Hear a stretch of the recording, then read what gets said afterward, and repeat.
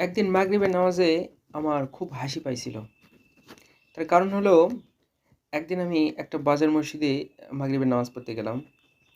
তো নামাজ ২ রাকাত শেষ, আমি ৩য় রাকাতে নামাজ পাইছি। ২ রাকাত ছুটে গেছিল। তো নামাজ এখন শেষ, এখন সালাম ফিরাবেন ইমাম সাহেব। তো এমন সময় এমত অবস্থায় ইমাম সাহেব সিজদাতুস সাহু দিলেন এবং দোয়ার সাথে, সাথে আমার পাশের একজন মুসল্লি বলে উঠল, "এ প্রত্যেকদিন ভুল করে।" নামাজরত অবস্থায় সে বলতেছে যে ইনি প্রত্যেকদিন ভুল করে।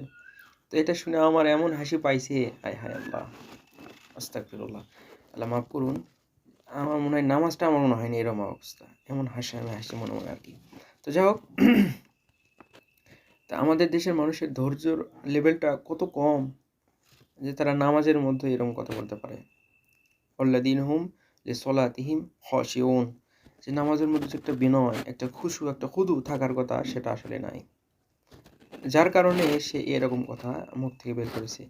ইমামের প্রতি যে রেসপেক্ট, যেই আ ডিগনিটি, সম্মানটা দেখানোর কথা ছিল, এটা আসলে আমাদের দেশের মানুষের মধ্যে নাই। তারা ইমামকে, মুয়াজ্জিনকে চাকর হিসেবে ট্রিট করে।